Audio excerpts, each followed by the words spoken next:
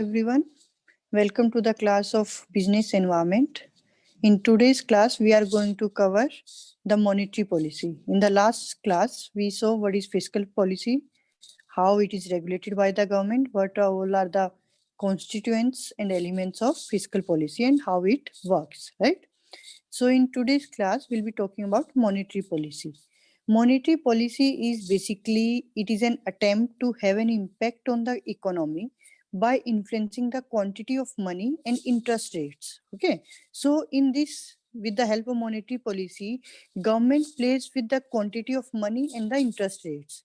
So basically, monetary policy can be referred as the use of instruments under the control of central bank to regulate the availability, the cost, the use of money and credit, right?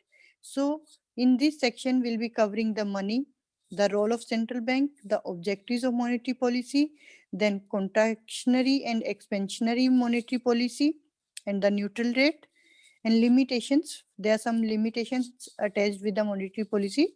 What are these limitations? This is all we'll be covering under this section. So first of all, let's start with the roles of central bank. When we talk about central bank, everybody knows that our RBI, Reserve Bank of India, is the central bank of India. This is the monopoly. The very major and very basic role of RBI is that it is the monopoly supplier of the currency. That means it is the sole supplier, the only supplier of the currency, right? Which supplies the money in the economy, the currency in the economy. Then it is a banker to the government, also the banker's bank. If government has to borrow something, then it acts as the banker to the government. And the also if other commercial banks need to borrow, then it is a banker's bank. They go and they approach the RBI. Then lender of last resort.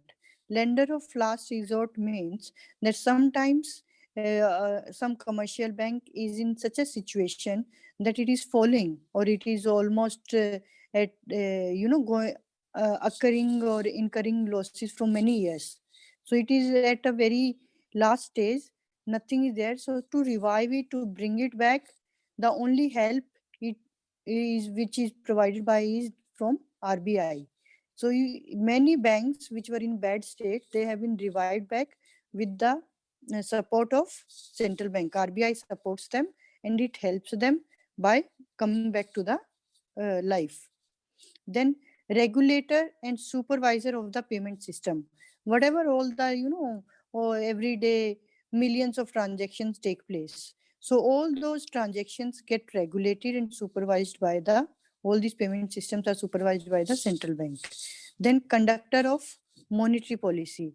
The monetary policy which is adopted, it is adopted by the central bank. Then comes supervisor of the banking system. Supervisor can be more than one, not necessary that only the central bank can be the supervisor. It is one of the supervisors. There can be other authorities also which might be supervising the banking system, but it is one of the supervisors, but not the only supervisor, right? So these are some of the important roles which are played by these important roles are played by the central bank. Okay, after that let's talk about money. Okay, what is money? If we are saying money, to make it more easier for you to understand, let's imagine a world without money. If there is no money, then what would have been? Then our whole world or our this virtual world would have relied on barter system, right? If there is no money, then there would have been a barter system.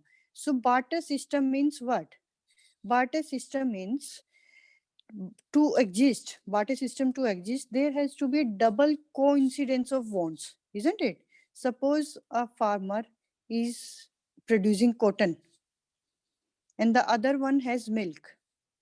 So if he wants to buy, A wants to buy milk, he has to find somebody who is willing to buy cotton from him in exchange of milk. And as all of you can imagine, it is going to be very inefficient system, to find that double coincidence of wants at the same time and then finding the same person, it's not something feasible or something efficient, isn't it? So money has made things much easier. It has come out as a medium of exchange. But for money to fit in the definition of money, money should carry these characteristics. These are some of the traits. First is it has to be readily acceptable. Universally, it should be acceptable. It should have a known value. Obviously, it should have. Then it should be easily divisible.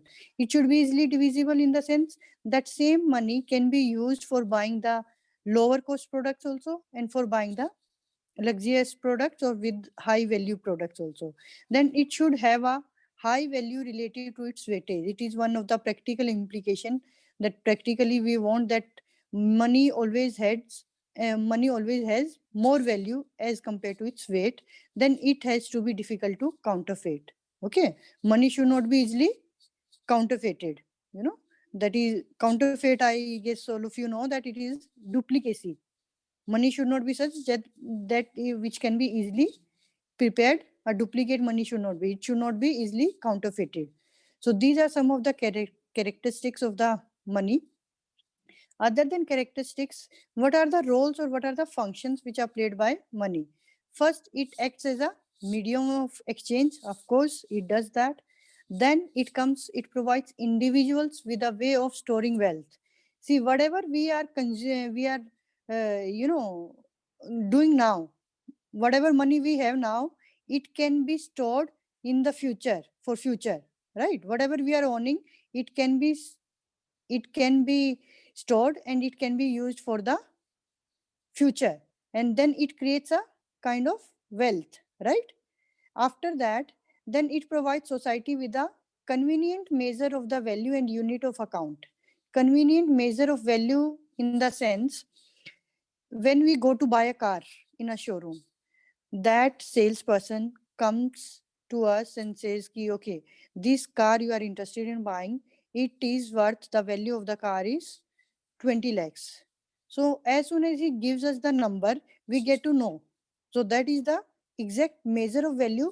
We get to know that 20 lakh is the value, and it is easily understandable between the seller also and the buyer also. So that is a kind of very convenient measure of value. We need not to do any calculation, or we need not to, like in barter system, we need not to find out somebody. So that inefficiency is removed. Fine.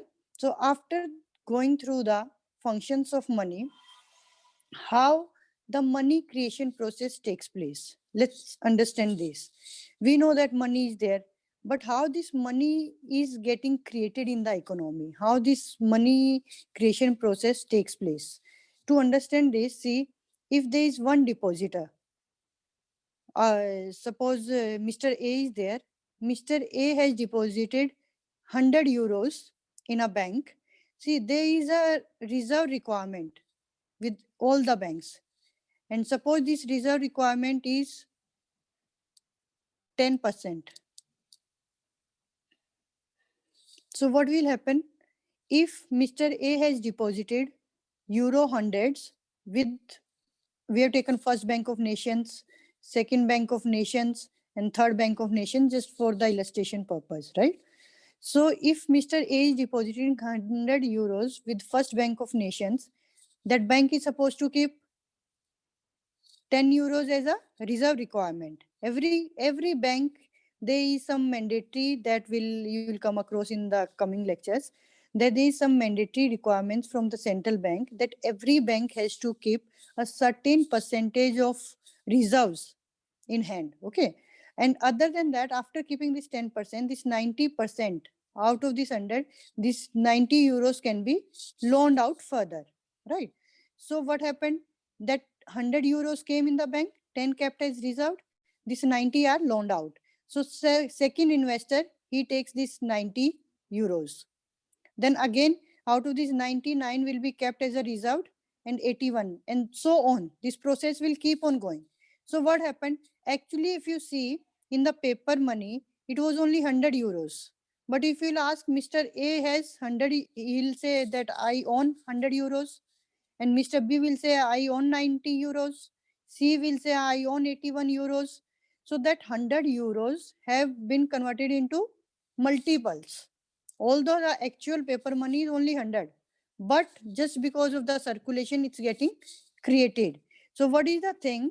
If by skipping all the mathematical and that long complex calculation, it is simple that money created is equal to money deposited divided by the reserve requirement.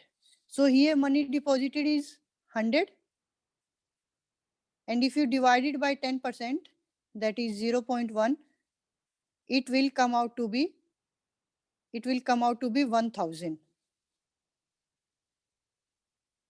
right? So with 100 euros, the total money if the reserve requirement is 10%, the total money which is created in the economy, it comes out to be 1000, right? So this is how money gets created in the economy. Now coming to the question, then which is the actual money? What is money then? Is it the paper money? Is it that 100 rupees? Or it is the money which got created in the economy? 1000. So, to understand then what is money, how do we understand it, what is the, broadly speaking, this money can be divided into two heads: narrow money and the broad money. Basically, narrow money is that money which includes all your coins and notes and the most liquid assets, or maybe your, demand deposits. And broad money means that money which includes your less liquid amount. Now, what is liquid? When we are talking about the word liquid in economics, liquidity means anything which, without the wastage of time and without wasting much of its cost, it can be get converted into cash as soon as possible and in the same amount. Suppose if you own gold, it is considered almost liquid. Okay. The reason being that you can go and sell it out anytime. It won't involve much of time. And secondly, it won't even cost will be same cost you'll be getting whatever the worth that gold is, right? But if you're talking about, mm, some bonds or some property and you want to sell out that showroom, so you need lots of, it will be a time consuming process. You need lots of time for that. You have to find a seller or maybe some broker or somebody, and then no necessity that whatever that property is worth of, you'll get the same thing, right? Same amount, no necessary. So that's not a liquid asset. Liquid asset means there is no wastage of time, there is no wastage of cost or in the value. So narrow money means the most liquid assets and your coins and notes. And broad money, in our economy, it is considered there are four heads of money: M1, money 1, money 2, money 3, and money 4. M1 includes cash with the public, demand deposits with the banks, and other deposits with the RBI. Okay. And M2 includes M1 plus demand deposits with post offices, M3, M1 plus demand time deposits with banks, and M4 includes M3 plus total deposits with post offices, right? No money in the economy includes your credit card money, right? Whatever it is done through credit cards, that never forms the part of the money in any of the economy. Now, talking about the objectives of monetary policy, the primary and the very basic objective of monetary policy is to maintain a price stability. To maintain price stability means to keeping a check that prices are not fluctuating much in the economy. Those should be kept almost stable, right? So in here we'll be covering the cost of inflation, monetary policy tools, and the targeting inflation and exchange rate targeting. This is how the monetary policy works. It works on these four heads because it has to keep a check on the inflation. That is the foremost objective. And then what are the tools which are used? What are the tools which are used? And then how it targets the inflation and exchange rate targeting and all. Then talking about the cost of inflation. Why inflation is because the primary objective of monetary policy is to keep a check on inflation. So we need to understand why this inflation is so important and why it is such a, kind of stigma on any economy, right? So expected, now to make it simpler, this inflation is divided into two heads: expected inflation and the unanticipated or unexpected inflation. Now see, this is the expected inflation is not substantial inflation. It is more or less, it is always there. It is well expected. It is well forecasted. You can easily predict it. It is always a part of all your valuations, right? So it doesn't make much difference in the economy. But the most dangerous kind of inflation is unanticipated or the unexpected inflation. This is where we need to focus upon, right? So when we talk about this expected inflation, it includes your menu cost and the shoe leather cost. Menu cost means, when inflation is coming in the economy, values are changing, right? Prices are changing. So every company, every firm needs to keep on updating the books. They need to keep on updating the prices on the basis of the inflation percentage. So that is kind of, it involves some kind of cost. You have to keep on updating the menu of your firm, of your company. So that is a menu cost, taken from the basis of that you have to keep on updating your books of menus. So that's why that cost associated with that, that's why it is named as menu cost. Another one is shoe leather cost. There is prices hike, inflation is there. Again and again you going, walking down to the bank, taking out the money, then using it, then again going. So in this whole procedure, the shoes of the consumers get worn out. So metaphorically, it has been taken that they have named it shoe leather cost, that your shoes get worn out. That's why it kinds of is, it adds some cost to your living, right? So that is your expected inflation, menu cost and shoe leather cost. But we are not interested in this because it is a part and parcel of every economy. It is well forecasted, well predicted. So we can handle that. That can be controlled. Now problem comes when it comes to unanticipated inflation or unexpected inflation. This is the most substantial inflation which makes a difference in the economy, which impacts the economy. Now under this also there are three kinds. First is it leads to inequitable transfers of wealth between borrowers and lenders. See what happens. Suppose government has borrowed 100 millions and expected in at a fixed rate, okay, and expected inflation rate was 8%. But during the life of that borrowing, during the life of that borrowing from the investor, due to unanticipated inflation, total inflation went up to 15%. What will happen now? Investors will lose out. Investor means the lender, right? Government has borrowed 100 million. In nominal prices, government will be paying back 100 million to the lender. But actually, if you say in real prices, lenders are losing out because the valuation was done, the rate of return was on the basis of 8% expected inflation rate. So they were supposed to get the rate of return on the basis of 8%. But now it has increased to 15%. So lenders are losing. So due to this inequitable transfer of wealth between borrowers and lenders, it will give rise to the risk premium in borrowing rates and the prices of other assets. That means the risk premium will increase. Risk premium when any investor is going to invest and they are expecting, they cannot anticipate. Okay, they know that there is kind of unanticipated inflation prevailing in that particular economy, which can go to any level. So they will demand for more premium. They are demanding for more premium, more risk premium. Because of that more premium, prices will go up, which will be a kind of increase in the cost from company perspective. From company perspective, the cost of raising the funds will increase. So it will have a negative impact in the economy, right? More risk premium means increase in the prices. Increase in the prices means more increase in the cost from company perspective, and all together, all these bring a negative impact in the economy, right? And the third one is that it reduces the information content of market prices.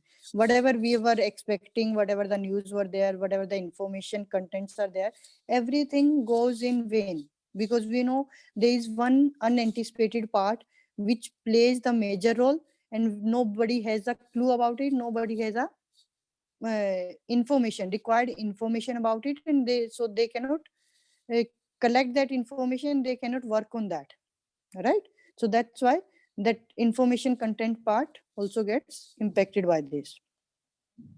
After that, we have monetary measures. These are some of the monetary policy tools. These are divided into two heads. You can bifurcate these tools under quantitative heads and the qualitative tools. Quantitative tools talk about the rates, percentages, in numerical form. And qualitative, it talks about the things which are to be done, not in number, but through other ways. So let's talk about qualitative first. When it comes to qualitative, first is marginal requirements. As I told you, that every bank is supposed to keep certain amount of funds as reserve with them. Okay, that's a kind of compulsion, mandatory guidelines from the RBI. So they are supposed to keep that with them.